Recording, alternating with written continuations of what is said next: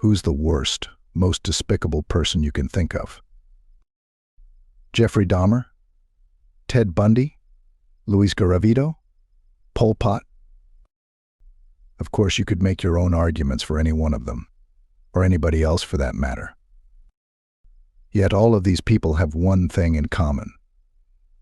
They're human. Preposterous people trying to act like monsters, either due to lofty, ridiculous ideals or some primal urge to revolt against society as a whole. It's quite the bizarre phenomenon. Yet none of these admittedly sick people have truly fallen into the abyss. Perhaps they've stared down into it, dipped their feet in, but none of them have taken the plunge as a whole. Despite their efforts, they weren't able to separate themselves from their inherent humanity. But that's a good thing. They were relatively easy to take down. The bad news is that every once in a while, special cases will arise. In our circles, we call these individuals the void people, or just the voids. Individuals so far gone that they can hardly be considered humans anymore. The cause behind entities like these? Well, I wouldn't know. Nobody really does. Maybe they were born with that latent potential. Maybe they underwent some obscure supernatural transformation. Maybe their experiments gone awry. Aliens from another planet. Shit. Maybe they're literal demons from hell brought here by some fool who just had to conduct some hecked-up ritual. Who the hell knows? The only detail that matters is the fact that they exist. And dealing with them is more than a bitch. I'm sure you're familiar with the concept of max security prisons. Places where drug kingpins, terrorists, and prolific serial killers, etc., are sent. The places meant to contain the worst amongst humans. Well, those are a joke compared to where the voids are kept. At a pair of undisclosed coordinates built in the underground of a tiny island somewhere deep in the Atlantic, there exists a prison unlike anything you could imagine. We simply call it the chasm, a penitentiary for pure, unbridled evil. A collective evil that would surely yield humanity's extinction in a couple of months if it were allowed to run rampant in the world. Let me emphasize this a bit further. The individuals that require being held there are not merely criminally insane, they are criminally absolutely out of this universe, hecking bonkers. Of course, you wouldn't know about any of this. Why would you? The government would probably sacrifice 1,000 children before they'd divulge a single detail about the place to a person without high enough clearance. But you know, that's just how they are. Before I came, there were exactly 32 being confined there, save for 2 that were still being actively pursued through the Brazilian underground and Russian tundra, respectively. That was about all of them in the world. At least we assumed that was all of them. Can't be sure about anything these days. Each holding cell was fortified to hell, specifically designed to counter and contain the respective void they were holding. If they managed to escape, there were 8 drones armed with Gatling guns, blades, grenades, and rockets waiting for them within a larger chamber. If they managed to break through that, then 20 guards in mechanized suits would have to step in. However, everybody understood the futility of that protocol. Those guards were getting slaughtered in seconds, regardless of the void they went up against. Maybe minutes if they're really skilled. Honestly, I'm not entirely sure why any of us regular guards are stationed here at all. Bureaucracy, I guess? Who knows what the government's thinking? If the situation were to ever get too drastic, then there was really only one feasible countermeasure in place. A last resort, so to speak. The higher-ups would have to call in something known as Task Force Void Nova Hammer, or TFVNH for short. I've never seen them in action before, nor do I know much about them. Not that I really want to, though. If you ever find yourself witnessing them in person, then that must mean you're having a bad day. So why am I disclosing all of this uber-classified information that would either get me killed or thrown in the deepest hole conceivable for the rest of my short life? Well, I'd estimate that there's about a 90% chance that I'm going to die by the end of today. And even if I do make it out of this fiasco, my life's never really going to be the same. So heck it. Here we go. My day started out more or less normal. I was part of the unit guarding somebody named Jim Henninger. Well, that was his real name. Doesn't evoke a lot of fear, does it? That's why he had to call him something else. Since he used to be some psychosurgeon or something, we've dubbed him the Surgeon. Really creative stuff, I know. Standing at 5 feet 7 inches, 135 pounds. We were all required to memorize their physical stats. He doesn't look like much. However, if you ever find yourself in the same room with him, no matter how big and tough you are, you're getting dissected or something. The main danger surrounding him stems from the fact that he seems to be able to teleport on will. 1 second you'll be staring at his dark, lifeless eyes, and after one blink he'll disappear in a cloud of black haze, only to end up breathing right down your neck. For that reason, there's got to be at least 10 sets of eyes on his monitor at all times. There's no way around it. If he's not being watched, he will escape. He's also kind of unkillable. No matter how many bullets you put through his head or blades you plunge into his chest, the guy just won't croak. And once he gets a scalpel in his hands, oh boy. Of course, he's just 1 out of 32, and comparatively speaking, on the tamer side. With that said, my guard shift ended without any incident. Routine stuff. Following that, I went on break in the lunchroom with my buddy Sandhu. Our conversations were usually pretty dry, but at least I can talk to the guy. It's hard to get along with any of the other guards. They're all just weird in one way or another. Anyway, lunch was usually the most enjoyable part of a working day in the chasm. What I didn't enjoy was the blaring hecking alarm and deafening, repeating automated voice blasting the word breach that went off right as I was about to take my chili out of the microwave. I could see Sandhu's face drop at the disturbance. "You're kidding me," he mouthed. Now, I'd only ever experienced one minor breach up until that point, and it was from the surgeon. I guess none of us were paying any attention that day. He made it about 8 miles off the coast using a stolen boat, racking up a total body count of 145 in his wake. It took 3 full days to wrangle him back, and 4 more weeks to fix all the damage he'd done to the infrastructure. That was all just one prisoner. If we were dealing with 3 or more, then our combined efforts as guards wouldn't have stood a semblance of a chance. There had only ever been one major breach in the chasm's history, in which 8 voids had broken out nearly simultaneously. It was also apparently the only time that TFENH had to step in. This was all around 12 years ago, long before I became a guard myself. The aftermath of that, I don't have high enough clearance to know, but I'm willing to bet that it was nothing fun. We did have a breach procedure. It was a lengthy document, outlining exactly what we were supposed to do and where we were supposed to go. I've read it before, and it's hecking garbage. It's essentially predicated on the idea that we're cannon fodder, and that we're obligated to do whatever we can to contain the prisoners. If anybody actually followed the procedure, they'd die instantly. "Well, what the hell are we supposed to do?" somebody asked. They only got shrugs in response. Except for Sawson, that is. I hated Sawson.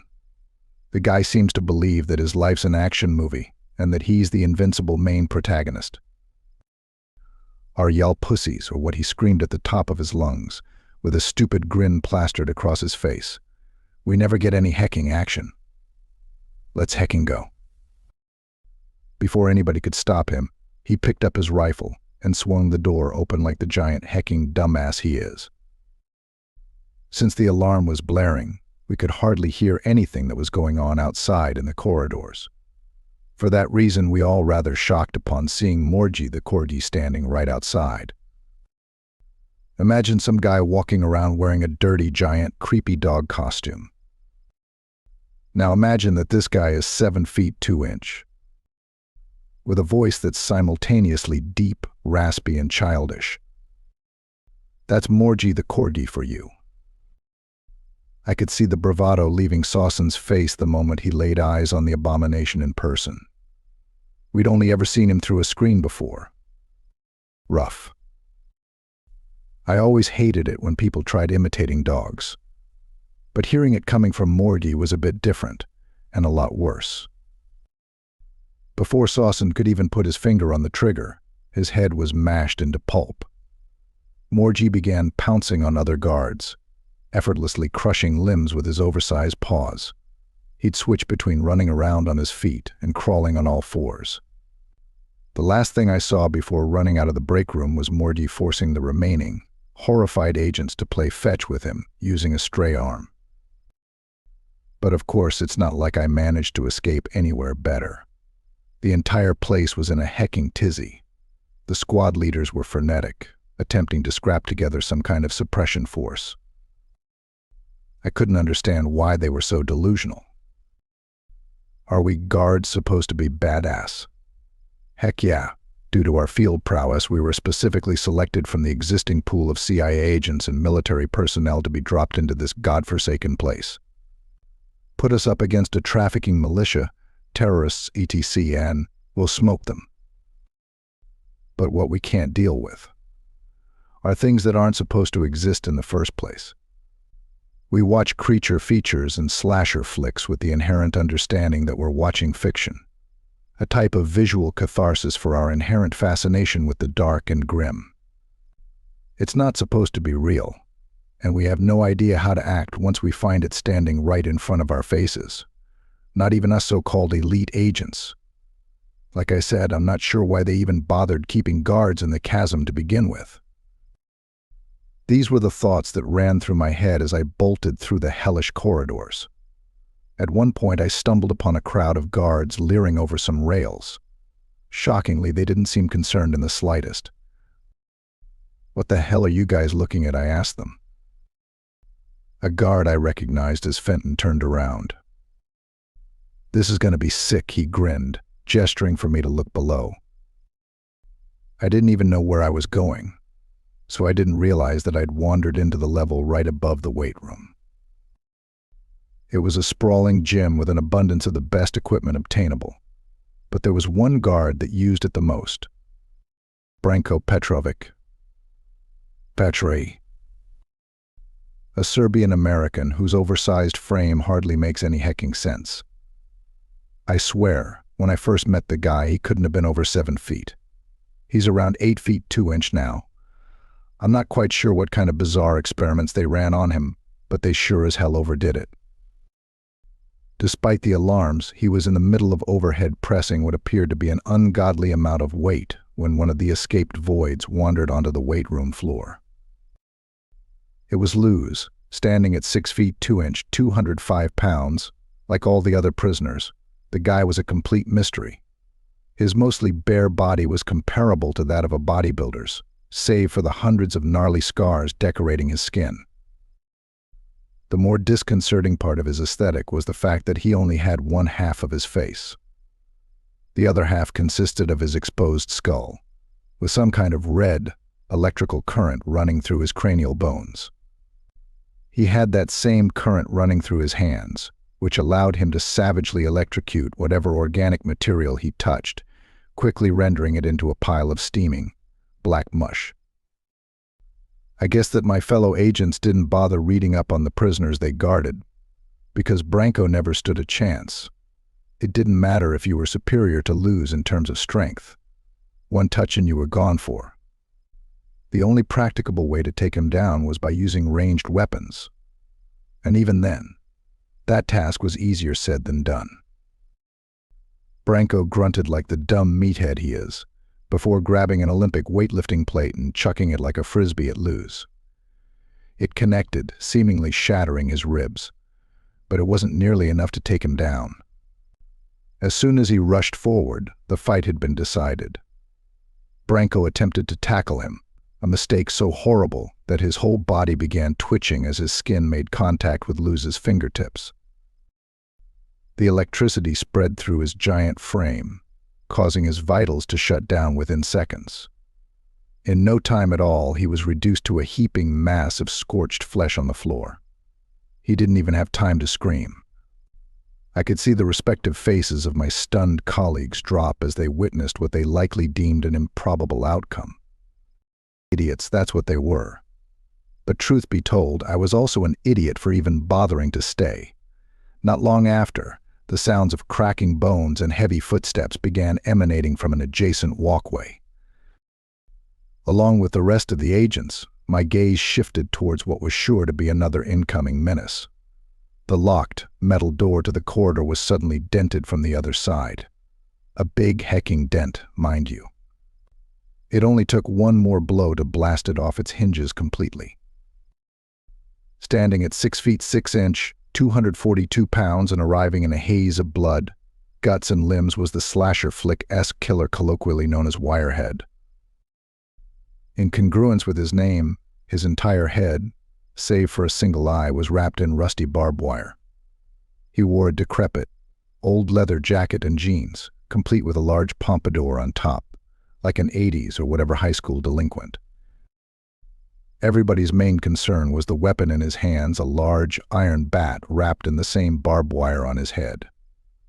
If you didn't die from the impact, unlikely, the subsequent infection would surely get you. And don't ask us why we didn't take his weapon away when we contained him. We did. But somehow, someway, he got it back. These things really can't be helped. What the hell is going on? I thought. Breaches happened, sure. But it seemed as if every single hecking void had somehow escaped. How is that possible? In any case, I couldn't afford to think deep into it at the moment. As Wirehead began mowing down the mystified agents in his way, I found myself accidentally making eye contact with Luz from below. I nearly had a heart attack as I began pushing through the crowd. Even though I was implicitly certain of the fact that no other location within the chasm would have been much safer, I was still being driven ahead by my fight-or-flight responses, away from the immediate threat. It was kind of funny. I'd been through so many life-or-death experiences that my reaction to adrenaline coursing through my veins had been dulled. Well, it sure as hell got invigorated today. I guess that I wasn't paying enough attention to my surroundings, because right as I was about to climb a staircase, I felt an oversized arm slam into my chest, knocking me over in the process. I looked up to see another guard, Cade, leering down at me. Sure, I was happy it wasn't one of the voids, but Cade wasn't much more pleasant. "What are you running for?" He shot me a smug grin. "This is a breach, isn't it? Why don't we do our jobs here and fix it?" "Oh, heck off," I spat at him before trying to duck past. No luck there. He caught me by the collar and slammed me into a wall. He certainly had the weight advantage. Still, I didn't practice hand-to-hand combat just to be rag-dolled by some asshole. I slammed my elbow down on his wrist, which managed to loosen his grip. I followed up with a knee to the stomach and then attempted to strike his neck. But then he caught my wrist mid-punch. "Nice moves," he said, in an obnoxiously sarcastic tone. He took his palm and rammed into my chin, nearly causing me to black out.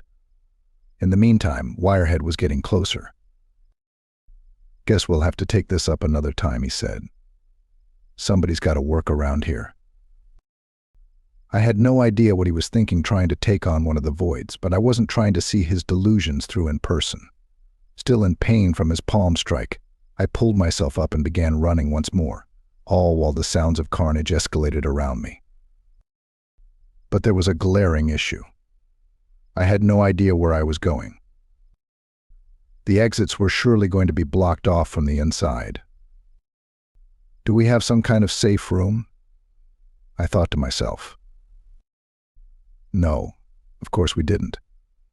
We were entirely expendable. They 100% expected us to fight these things head-on, even though there was zero hecking chance of victory on our side. There was only thing I could do here. Survive until TFE&H showed up. Obviously, that wasn't any kind of guaranteed reprieve, but my options were slim. Nevertheless, something rather surprising transpired. Amidst the cacophony of frenetic orders from our superiors, A familiar voice snuck in through my radio. "Hey, Jason. You.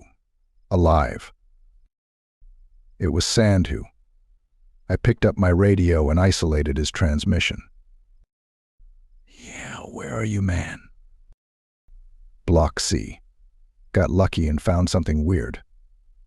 It might save us, though. Come on." Obviously, there wasn't much information there, but it was better than running around aimlessly. Thankfully, Block C was fairly close, so I was able to make it without running into another void. However, when I got there, it was still as chaotic as ever. I swiveled my head around, trying to spot Sandhu. I yelled into my radio, but his response was drowned out by everything around me. As I searched, I began sensing a perplexing, sinister pressure that made it feel as if I were sinking into the concrete beneath me. I hardly had to guess the source. It was Diaxec 9 feet 5 inch. LBS? Diaxec was comparable in appearance to something you'd see in the corner of your room during sleep paralysis. A hulking, faceless figure wearing a sweeping black robe that jerked around in unsettling motions as he or she, who knows, walked. I wasn't sure how he actually killed people, mind you. As soon as anybody got within a certain distance to him, they'd freeze in place and begin bleeding from their eyes. And then, they'd just stay that way forever. Obviously, that wasn't something I was looking forward to.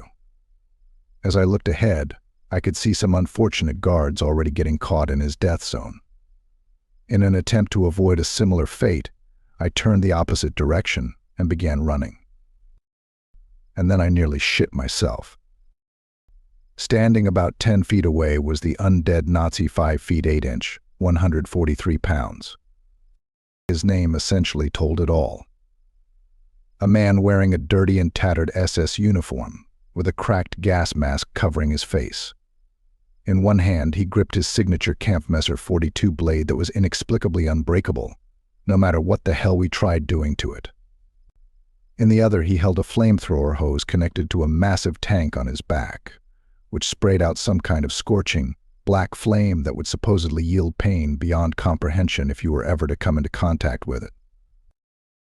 You could say that I was stuck in between a rock and a hard place here. The only other way out was taking the plunge over the rail in front of me, onto massive scrambling bodies 50 feet below. Before I considered simply saying my prayers, I felt a hand tug at my sleeve from the side, giving me another heart attack. But this time, it was good news, for once. I looked over to see Sandhu poking his head out from what appeared to be some kind of hidden door in the wall. "Let's hecking go," he whisper-shouted, before pulling me in. He closed the door behind him, plunging us into complete darkness. "What the hell is this place?" I asked, hardly expecting a detailed response. Sandhu illuminated his face using his phone's flashlight. "Couldn't tell you. But it's kinda hecking crazy." I could hear the Nazi beginning to spray his flamethrower from out in the corridor. I suddenly wondered whether or not Diaxec's power would apply to other voids. In any case, it was better not to be in such close vicinity to them, so I followed Sandhu. He led me down some kind of hidden hallway. The walk was rather long, maybe around 8 minutes, and I eventually found myself in what appeared to be some kind of surveillance control room. It was still dark, but there was an array of monitors giving off enough light to comfortably navigate around. But here's the strange thing. The place looked kind of haphazard. No chance it was being used by the higher-ups. The monitors were scattered around, connected by a mess of wires to multiple outlets spread throughout the room. There was also only one chair. "I guess this is beyond explaining," I said. "Yeah. No shit," Sandhu replied, before gesturing towards the monitors. "Check it out." What the heck did we just find? I took the suggestion, letting my eyes drift over to the screens. What I saw would have been normal. In any other scenario. Each monitor was streaming a different section of the prison, all displaying the utter carnage that was going on outside. The guards were being ripped to shreds. Some tried fighting, Most were running. But what they had in common was the fact that they were all being utterly obliterated by the voids. I could see the surgeon giving somebody a forced lobotomy, grinning like hell while doing so.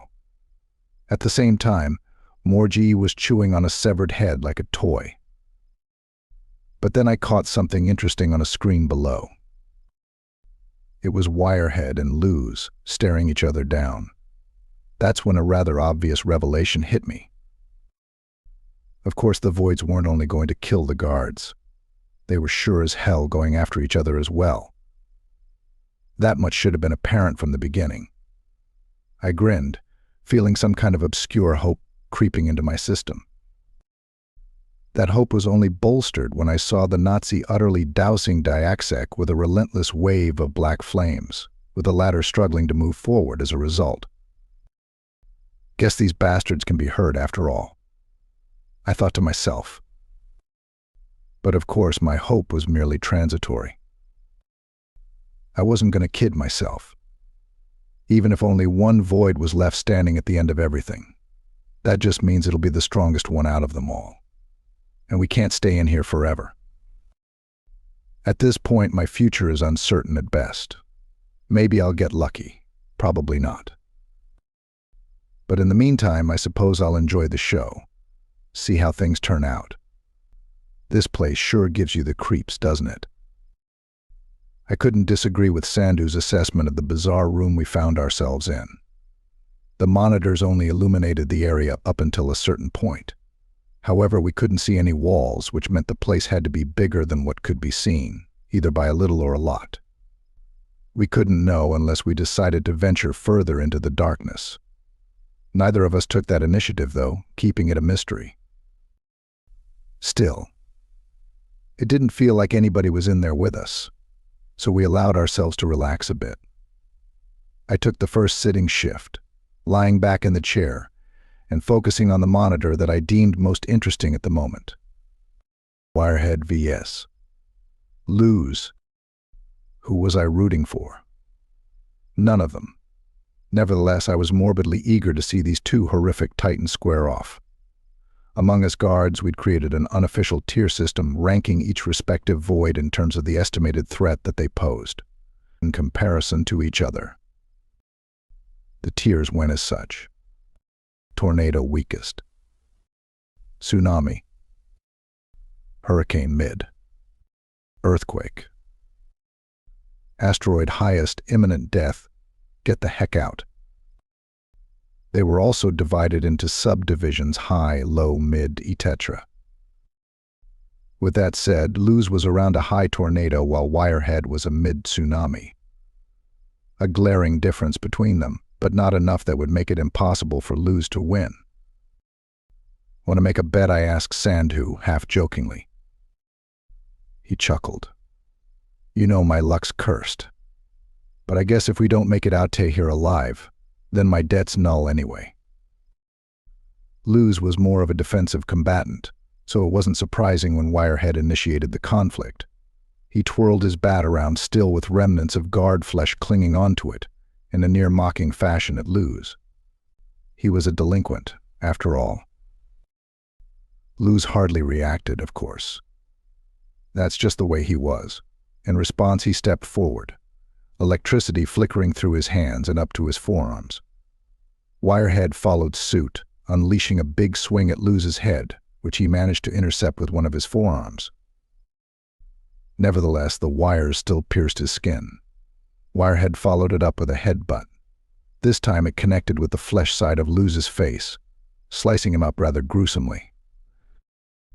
But despite his seemingly grievous injuries, he remained unwavering. That was the thing about Luz. He was incapable of feeling any pain.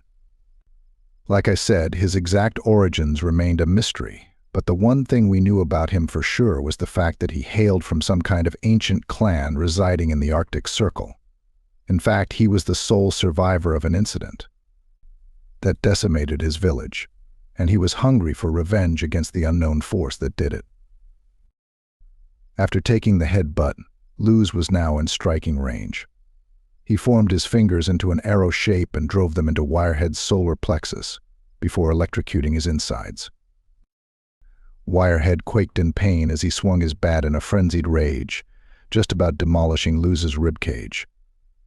No reaction from him, though. Instead, he took his other hand and wrapped it around Wirehead's neck. Any normal person would have succumbed to Luz's electrical shocks after a few seconds. But of course, Wirehead was no normal person. Despite blood pouring out from chest wound and the skin on his neck beginning to bubble, he picked Luz up by the torso and slammed him over the steel railing.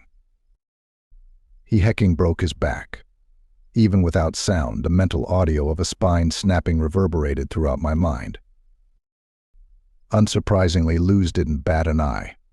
Wirehead went in for the kill, tossing Luz's body onto the ground before smashing until it resembled nothing more than a mess of bloody pulp and broken bones. But somehow, he was still alive.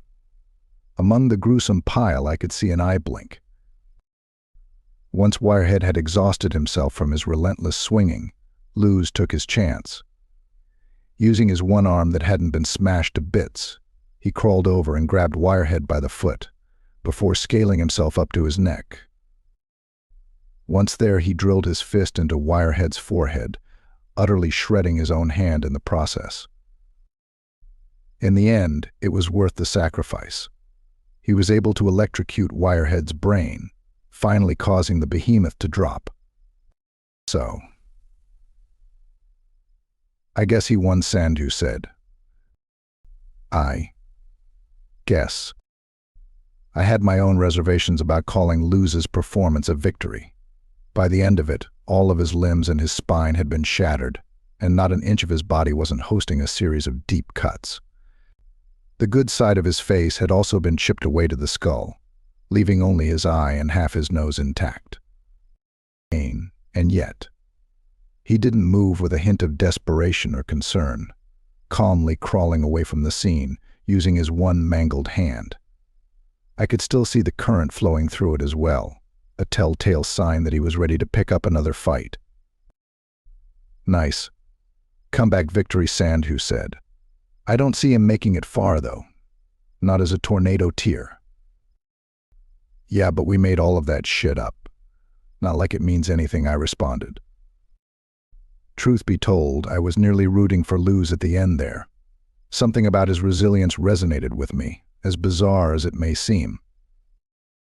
I scanned the rest of the monitors. While Wirehead and Luz were squaring off, the undead Nazi had burnt Diaxic to a crisp. On another monitor, Morgie playing around with a void corpse that I recognized as Death's shadow. He chose his own name. 3 down, I muttered to myself. Heck, we got a big one coming up, Sandhu announced. I followed his eyes to a monitor near the bottom of the room. He was right. This one was going to be good. Standing at opposite sides of the kitchen were Trench 6 feet 3 inch, 330 pounds. And Senju 5 feet 10 inch, 148 pounds. Trench was a silent entity dressed entirely in ancient-looking deep-sea diving gear, except for the head, which remained without a helmet. However, you couldn't get a glimpse of its face regardless. That was due to the fact that his features were completely distorted, so much so that if you tried focusing on the details, all you were getting was a nasty migraine. On top of that, he was invisible in person. Let me explain. If he were standing right in front of you, you wouldn't be able to see him. The only way to get a glimpse of him was through secondary means, cameras, mirrors, etc., which made him all the more dangerous. As for how he killed people, it was either by brute force, using his monstrous strength, or B, his death aura, as U.S. guards have dubbed it. Similar to Diaxic's zone, once you were in his close vicinity, you'd feel an astronomical amount of pressure and get crushed on the spot, comparable to what you'd feel standing at the bottom of the ocean. But that's only if Trench wills it. Sometimes he'll turn the aura off and simply punch somebody's head off. For that reason, he was in the mid-hurricane tier. As for Senju, well, he was basically a psychotic, demon-possessed martial artist with supernatural levels of speed, strength, and agility. He apparently trained in the Wraith style, or the technique beyond human comprehension, whatever the hell those were supposed to mean. When he gets serious, his eyes will roll into the back of his head and black veins will begin bulging out from underneath his skin. At that point, he'll be moving so fast that his motions become impossible to keep up with visually, and a single punch from him will be enough to completely vaporize a human head. But in all honesty, he's one of the least malicious voids out of the bunch. If you're weak like us guards, he won't even spare you a glance, granted that you stay out of his way. The only thing that he's really looking for are strong opponents to fight. But when he can't find one, he starts to get antsy, and then problems emerge. We've pegged him at a low hurricane. "Can Senju even see trench sand?" Who asked. "Hi." "Guess so," I responded. The question was worth asking, but I wouldn't have been surprised if Trench's aura invisibility simply didn't work on him at all. That seemed to be the case, since Senju decided to strike first. He rushed forward at an unfathomable speed, directing what must have been hundreds of strikes in succession at Trench. However, none of them fazed the obscure diver. I could see Senju's lips curling into a psychotic grin at the fact. He certainly found what he was looking for. The floor beneath him cracked as his eyes turned white and his grotesque veins began bulging. If we couldn't see his strikes before, it was beyond impossible now. He rushed forward, unleashing a maelstrom of lightning like punches, elbows, and kicks against Trench. This went on for about 5 seconds before he was stopped in his tracks. Trench had grabbed him by the throat, still not looking any worse for wear in the process. I could see Senju mouth something to the effect of "what the heck" before he was tossed into a metal fridge. It certainly appeared as if Trench was too much of a tank for him to handle. Nevertheless, Senju got back up and cracked his shoulder into place while blood leaked from his mouth. And then he seemed to let out a shriek. Crazy hecker, I thought to myself. What the hell did it take for somebody to become like this? At that point, he'd seemingly given up on technique entirely. Instead, he grabbed a handful of kitchen knives and began chucking them at Trench. While none of them pierced the suit, one of them managed to stick in his distorted head, which evidently dealt some damage. Trench flinched before taking the knife out and throwing it back at Senju, who in turn caught it effortlessly. At this point, he was howling in what I assumed was some kind of hecked-up sadomasochistic jubilation. He'd found the weak point. Senju rushed back at Trench, knife in hand, before slashing away at its face. Spurts of vicious, dark blue blood stained the kitchen floor, along with Senju's own face. Soon enough, the knife snapped, and Trench threw a desperation punch at Senju's temple. He managed to block it with his forearm, although I could see his bones cracking from the impact. He leapt back as his arm hung limp to his side, dodging a follow-up haymaker. Throughout everything, a grin remained plastered on his face. His veins were bulging out so hard that I found it hard to believe they weren't going to completely burst altogether. With one arm, Senju lifted a metal table and swung it into the side of Trench's head, nearly taking it off in the process. He wasted no time, grabbing a large frying pan and pouncing at his incapacitated opponent, knocking them both over in the process. He then took a position atop Trench's body, furiously slamming the pan onto his face. Martial arts, I could hear Sandu mutter. After what must have been 250 blows, the pan broke. On the ground, Trench's head had been obliterated no less than 50 strikes prior. Senju tossed the scrap metal aside and looked up at the ceiling, presumably screaming his lungs sore in sheer combative delight. Well, looks like our tier system means heck all, I chuckled. Despite the morbid scene unfolding in front of us, Sandu shared a laugh with me. We were at the point where the absolute absurdity and danger of the situation was beginning to fade from our senses. Hell, I suppose we were enjoying ourselves, as hecked up as that may sound. We kept watching as Senju got up and stumbled around, evidently disoriented from both his injuries and successive fits of fighting spirit-induced rage euphoria. He took about 4 steps before his head exploded, throwing the two of us watching for quite the loop. Another figure stepped into the frame, whom we recognized as Satan Bot, 6 feet 11 inch, 535 pounds. I felt a shiver crawl down my spine upon seeing him, somewhat snapping me back into reality. Despite his comical name, Satan Bot had to be one of the most frightening voids out there. I just couldn't understand what the heck he was supposed to be. His body appeared to be robotic, but moved in ways that were too fluid for even the most sophisticated android, like legitimate metallic flesh. It was honestly maddening to look at.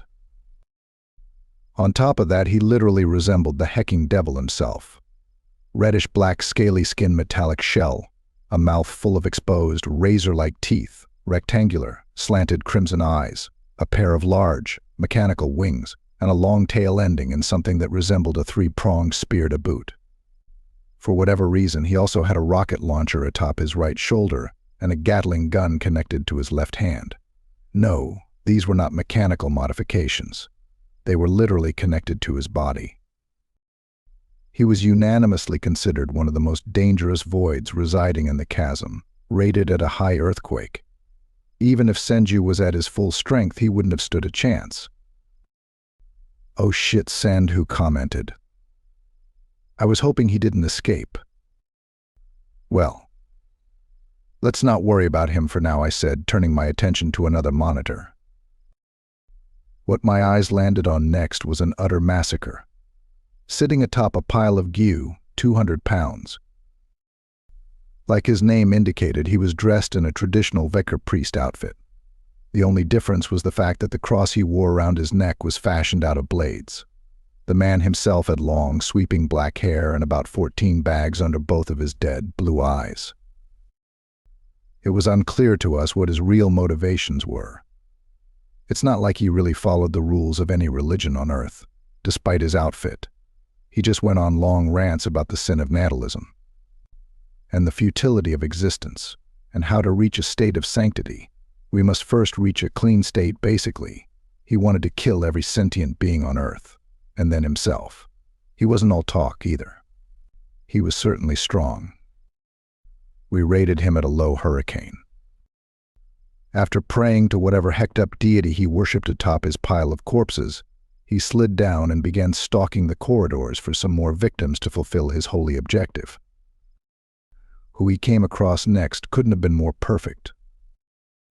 Kale Silva, aka Vampire Cop, 5 feet 9 inch, 176 pounds. Kale was rather interesting, being that he was one of the most cooperative voids. In fact, he was the only prisoner that willingly turned himself in.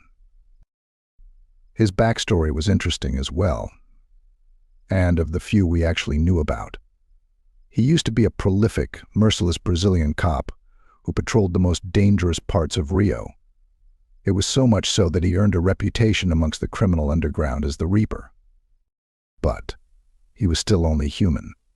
During one fateful mission, his entire unit was massacred during an ambush attack by about a dozen distinct gangs who were all unified under the same goal of taking him down. He was the only survivor, but was captured in the process. After being brutally tortured in a warehouse for about 5 hours, the lights suddenly went out. During this period of darkness, the only sounds entering his ears were those of carnage. Every single gang member was being obliterated by some unknown force. At the end of the bloodbath, he could hear footsteps slowly approaching him before a deep, raspy voice whispered something into his ear. "There's potential in you. Allow me to bestow you with an opportunity." He felt a sharp pain hit his neck before the hidden entity spoke to him again. "Fulfill your duty." And then he passed out. When he woke up, he found himself in his bed with all the wounds from his torture session just about healed. All wounds except for one, a bite mark on his neck. His appearance had also changed drastically. Pale skin, dark eyes, and fangs. He'd heard about the stories but could hardly comprehend that he'd become one himself. While he couldn't handle being exposed to the sun anymore, he found himself with superhuman strength and regeneration, which he used to brutalize criminals at night as a vigilante. However, it didn't take long for him to go too far. One night he went into a frenzy, breaking into the house of a suspected rapist and killing everybody inside. Everybody including the rapist's innocent mother and daughter. His resolve in regards to justice had never wavered, remaining strong no matter what he went through. For that reason, he could hardly live with guilt on his conscience, and walked to the police station he used to work at, turning himself in to his former colleagues that all thought he was dead. Of course, the news spread quickly. That's when the CIA stepped in and transferred him over to the chasm. He put up no resistance. In fact, he deemed the chasm a place where he 100% belonged. Safe to say, he was a rather bizarre case. We still put him at a low hurricane, same as Hugo. On the monitor, I could see Cale's lips moving. Wanting to hear what he had to say, I began looking around to see if I could get some audio. It didn't take too long for me to find the volume control panel, which was located right under the middle desk. Thankfully, whoever set this weird place up took the liberty of labeling each switch with its respective monitor. I turned the volume up right in the middle of Cale's spiel. ... dangerous scum. I'm gonna have to dispose of you all before it's too late. Hugo's face remained expressionless. Scum. An apt description of the ones residing in this place. But I understand that you're also a man wrought with unforgivable sin. I'll treat you no differently, he responded. Cale chuckled. Wouldn't expect you not to. He took a provocative fighting stance. Simon, Englishman. Let's settle this. Hugo put a hand on his blade cross before muttering another prayer to himself. He looked up at Cale, his eyes now a deep crimson. The atrocities I commit are only in the pursuit of ultimate holiness. I hope you can understand that. Cale grinned. Yeah, I get it. Crazy people are crazy. As he finished the sentence, he rushed forward in a quick blur, sinking his fangs into Hugo's neck. In turn, Hugo grabbed Cale's head and twisted, snapping his neck in what had to be the most gruesome manner feasible, before plunging a fist into his chest. For the first time, Hugo grimaced. What's wrong with your heart, he asked, before retracting his hand, revealing severe burn marks. Cale twisted his head back into place before shooting Hugo a bloody grin. I couldn't tell you, buddy. They traded blows for a few more minutes, pummeling each other into oblivion. While Cale was certainly more skilled and had more tools at his disposal, Hugo possessed more raw power.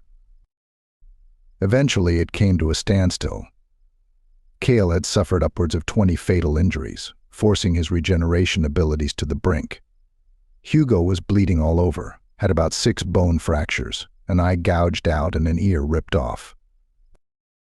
You're pretty hecking annoying, aren't you? Cale rasped out. Hugo bent over, coughing up a mouthful of blood. Likewise. In the meantime, their confrontation had drawn an audience. Coming in from an intersecting corridor was infernal gladiator 6 feet 7 inch, 285 pounds. He was a high hurricane. Imagine an extremely buff zombie that was perpetually burning, clad in ancient gladiator gear. That was him. In one of his hands, he gripped a gigantic, flaming sword.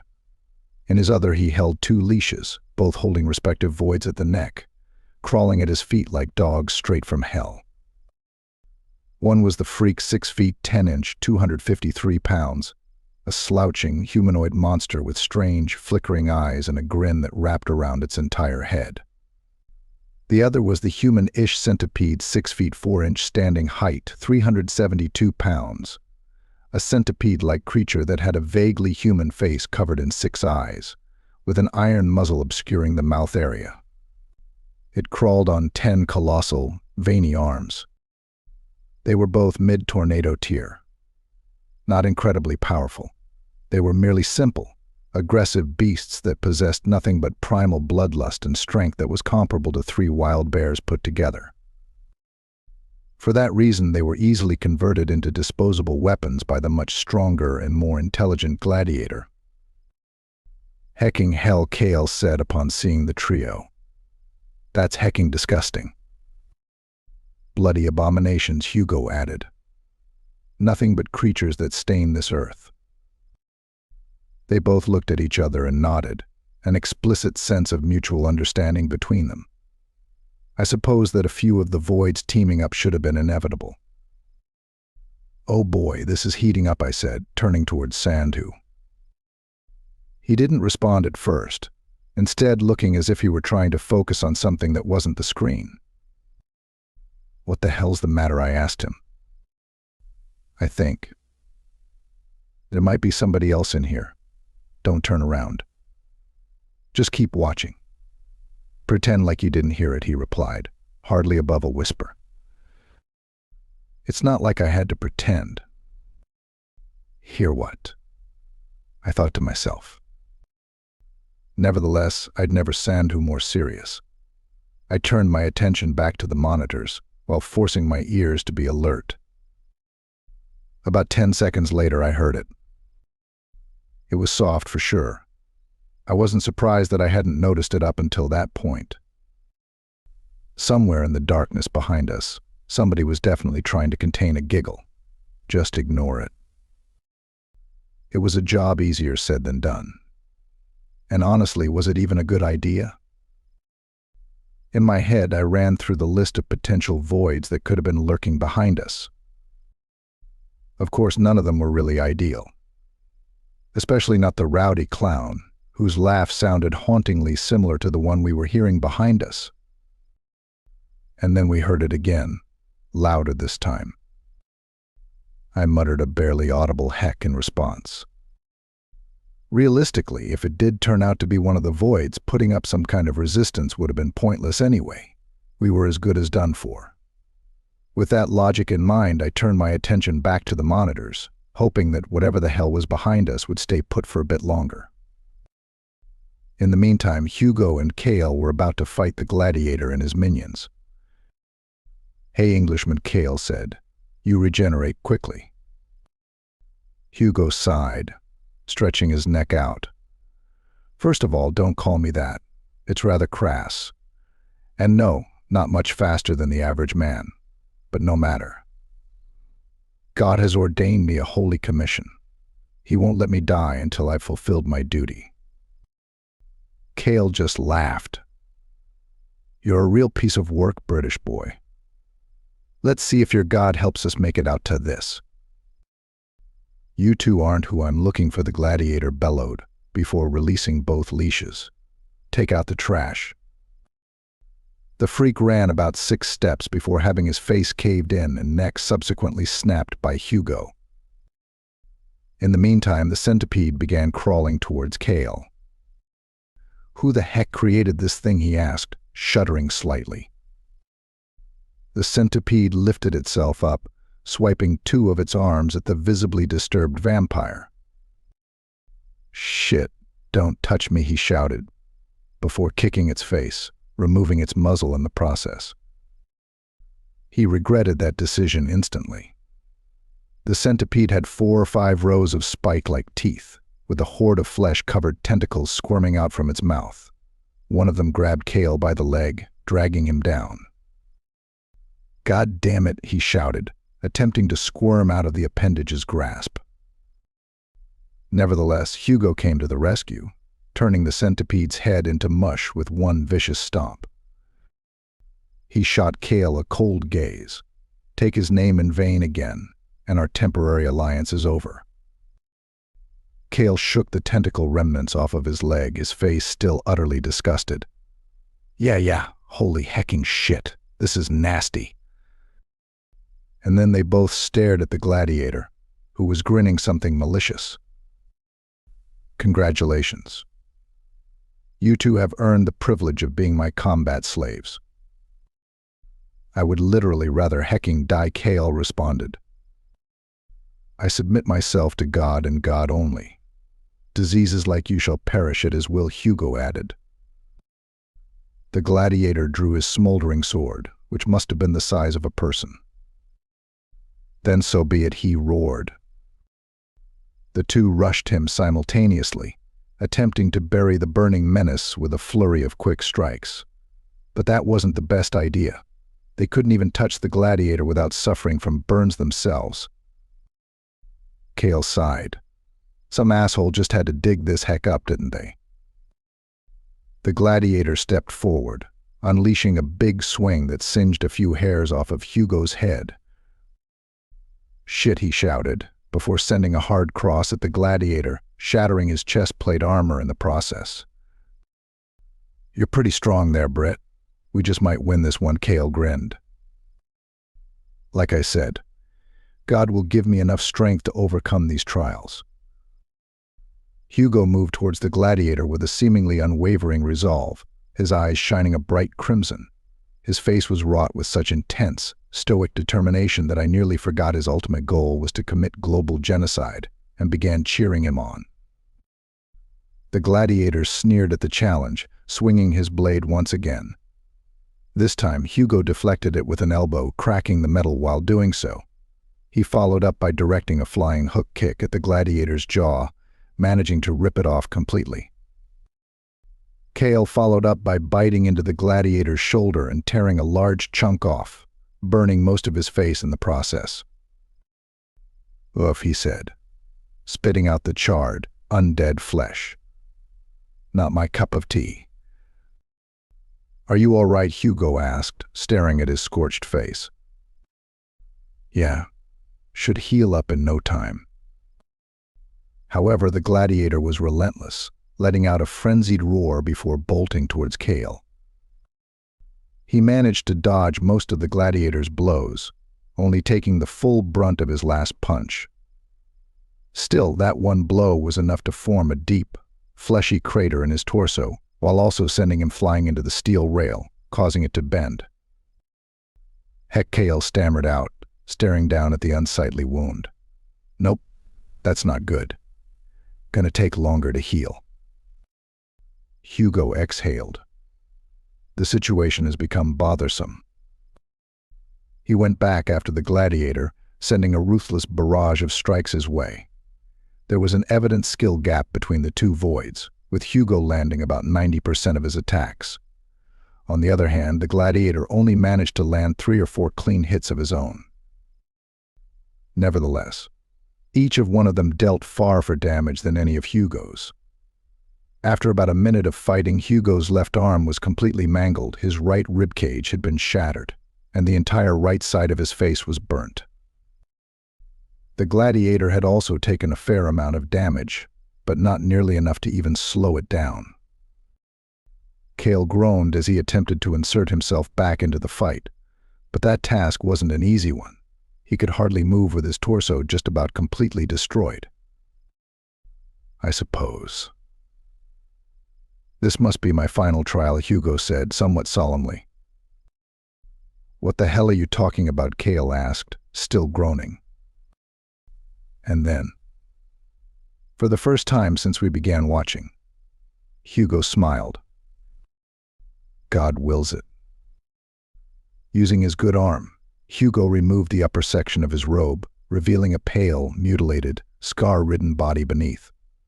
He muttered another prayer before looking up at the ceiling, tears now swelling up in his eyes. "Thank you," he muttered. Along with his eyes, the scars on his body suddenly began glowing a deep red. "Tricks won't be enough," the gladiator thundered, before swinging his blade at Hugo's neck. I don't think that I managed to catch exactly what happened next.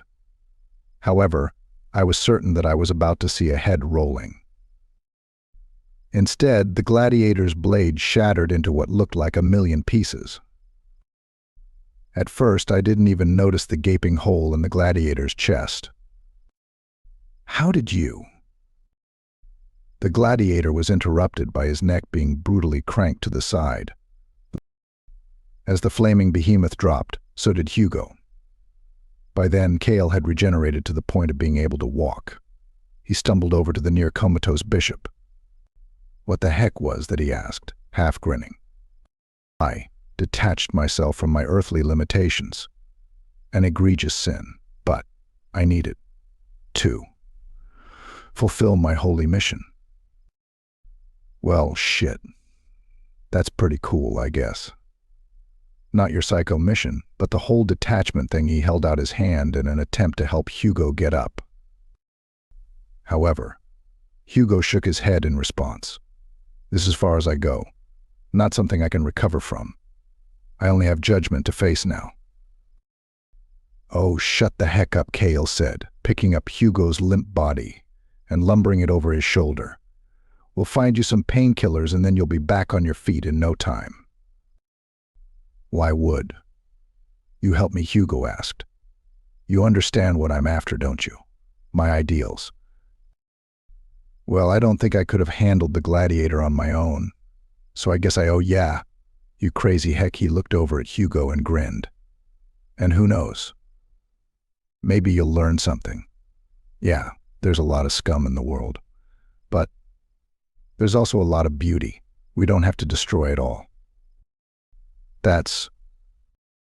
Hugo passed out before he could finish his thought. Still carrying him over his shoulder, Cale took off running down another corridor. I did a quick sweep of the other monitors. Satanbot had taken out 2 more lower-tier voids, while Morgie was engaged with a high hurricane void named the Mechanic 6A 196 cm, 270 lbs 122 kg. Like the name suggested, he was a large, burly man in a mechanic outfit that enjoyed obliterating skulls with blunt tools. Real ruthless guy. On another monitor, the undead Nazi had just finished slicing the shit out of the devil nurse, who was amid tsunami. So that's 12 down, I thought. 20 left. The shit show wasn't anywhere near done. Check it out, Sandhu said. There's still 4 voids who haven't escaped yet. Sure enough, he was right.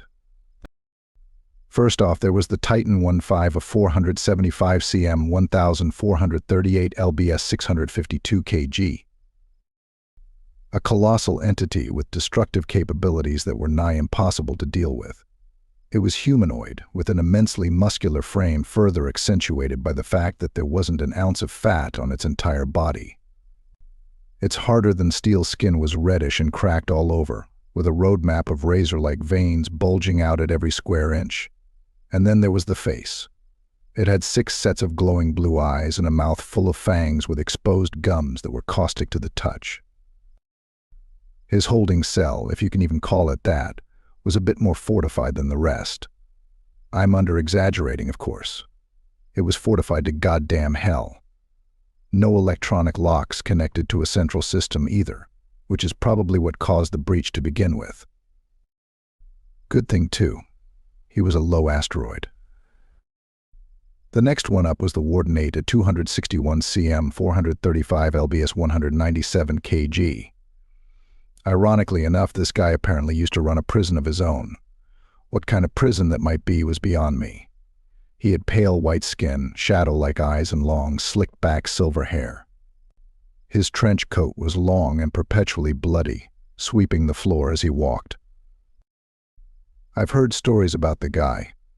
Supposedly, he killed upwards of 700 prisoners during a breach at his prison, managing to come out unscathed from a devastating explosion afterwards.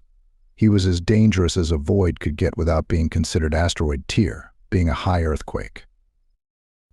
Funnily enough, his cell was wide open, with guard bodies and destroyed mech suits littering the space. But instead of getting up and walking out, he simply sat, expression devoid of anything at all, like it usually was. Obviously, he was up to nothing good. The next one was quite the doozy. The strongest void in the entire chasm, in fact. It went by a simple moniker, the Calamity of Earth, or just the Calamity for short. Its gender was unknown. Height and weight unknown. Appearance unknown to everybody except for the top officials overseeing this entire hacking operation. Hell, we didn't even know where it was kept. The only thing we had to monitor was a simple panel containing 3 lights. Green safe, still contained. Yellow breakout in progress. Evacuate immediately. Red breached. Too hecking late. What did we know about this thing? Nothing, save for the fact that a breach would most likely result in a global catastrophe. Of course, it was a high asteroid. The only high asteroid, in fact. And then there was the last still captive void. But unlike the three overpowered monsters I've already talked about, he was a lot different. The Kid 5 168 cm, 142 lbs 64 kg. As his name implies, the kid was just that. A kid. From his appearance, he couldn't have been much older than 16, 17 at most. The only thing we knew about him was that he apparently had extraordinary, undisclosed abilities. Abilities he used to slaughter his entire village back in Kerala, India. But who the hell knows what actually happened? To me, and nearly every other guard, he just seemed like your average, meek teenager. In fact, we rarely ever exercised caution around him. Unlike the rest of the voids in here, he just did as he was told, always with this incredibly sullen expression on his face. I suppose that I can't blame him, given the circumstances. We didn't even bother putting a threat level on him. Nevertheless, we were instructed to keep him there. There's a lot of stuff going on here in the chasm that U.S. guards don't quite understand. I make no reservations about that. I know for a goddamn fact that not everything we're not doing any saintly work here. Do a lot of voids in here deserve to be locked up? Not even. They deserve to be wiped off the face of the earth. I never understood why we bothered holding the more malicious ones, using taxpayer money just to keep them alive. And then there were the ones who I wasn't quite sure belonged here at all. Did they even do anything wrong? Who knows? But one thing was for sure. They were different. Exceptional, I guess. The subjects of state curiosity. I always tried suppressing these thoughts. I mean, who the hell was I? Just some random hecking guard, not some arbiter of morality. Still. Heck it. This is not the time. So let's see. What happened next? I turned to face a random monitor, trying to take my mind off of the kid. I caught what appeared to be the middle of a fight, with the two combatants being Jack the Ripper 6 185 cm, 170 lbs 77 kg, the infamous serial killer. Apparently, he performed some arcane ritual while on death's door that granted him an extended lifespan and superhuman strength in exchange for what was left of his already dwindling humanity. He hardly resembled a human when we caught him. With a mouth full of sharp, rotting teeth, eyes sunken beyond reason, and a face riddled with cuts, burns, and various infections, he was quite the sore sight to behold.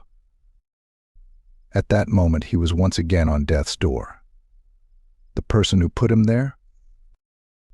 Bela Vauclin, a.k.a. the Bloody Painter, 5 165 cm, 122 lbs 55 kg.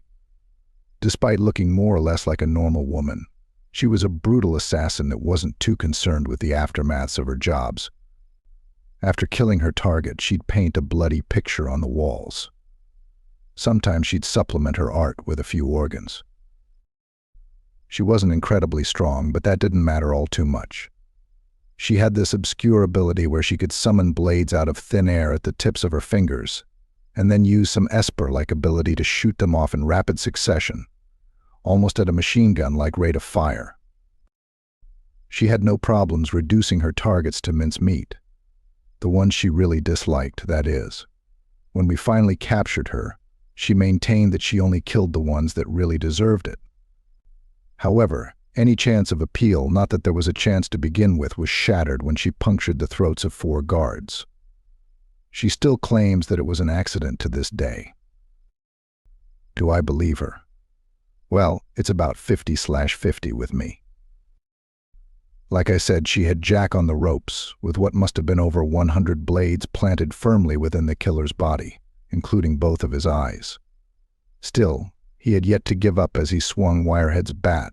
He must have picked it up blindly and wildly around him.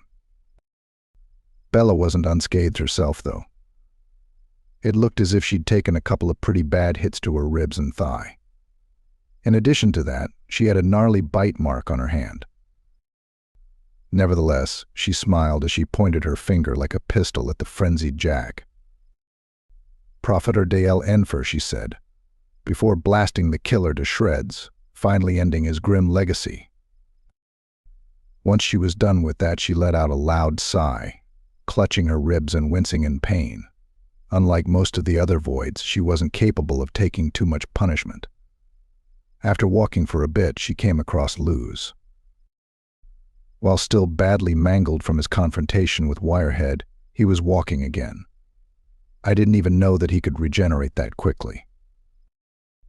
The two stared at each other for about half a minute before Bella stuck out her hand and smiled. It was a risk, for sure. But while Luz didn't reciprocate the smile, he cooperated, accepting the handshake without electrocuting her. Another team-up, and one that I wouldn't necessarily have expected. I did another quick sweep of the monitors. Morgie had taken out the mechanic, although he was limping now. And his next fight wasn't going to be an easy one. He was a few steps from coming across Satan Bot. In the meantime, and funnily enough, the undead Nazi was about to square off with the sadistic Soviet 6 feet 2 inch, 215 pounds, low earthquake tier. Instead of being zombified like the Nazi, he was more mechanical. More specifically, he was about 60% robotic, with his human bits slowly beginning to rot away. The surgeon was engaged in a bloody duel with Spider-Man's 6 feet 9 inch, 225 pound. Unlike Peter Parker, this guy was basically just a large tarantula with human skin and a half-human head. Kale and Hugo were in the medical center, with the former tending to the latter's wounds.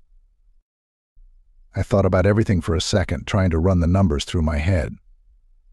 There were 4 more voids who had definitely escaped that I hadn't yet seen on any of the monitors. But I was really only concerned about 2 of them. You see, within the chasm, there were 4 asteroid-tier voids in total. Only 2 of them were still contained. The problem was rather obvious. Beyond that, there were now 14 voids dead. 4 who still haven't joined the fight. 14 currently active. All 4 asteroids still in play. 3 high earthquakes as well. TFENH likely on their way. Holy heck, I thought to myself. The real fight hasn't even started yet. A bout of sudden, raucous laughter nearly gave me a heart attack. I looked at Sandhu, but his face was dead serious. That meant shit. With everything that was going on, I completely forgot about the elephant in the room. But sure enough, they were finally ready to reveal themselves. As footsteps began emanating from the darkness behind us, I braced myself for whatever horrific entity we were surely about to encounter. But instead of that, it was an unfamiliar guy that looked to be in his mid-20s with messy, dirty blonde hair, dressed in a Hawaiian shirt and khaki shorts. He was probably around 5 feet 10 inch, 130 pounds soaking wet. "What the hell?" Sandhu said upon seeing him. The man continued laughing as he strolled towards us. "Oh, man," he blurted out in between chuckles. "There's shit in both of your pants right now, isn't there? Don't lie to me." Well, the joke's gone on long enough. "Who the heck are you?" Sandhu asked, sounding somewhat agitated. The man put his arms up in an ostensibly defensive manner. "Relax. I'm just an observer here." But his bloodshot eyes seemed to bulge out as they wandered over to the monitors.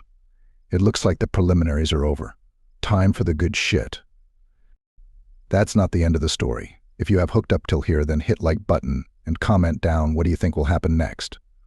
Also, if you haven't subscribed yet, then do support me by subscribing so you may not miss any video in future.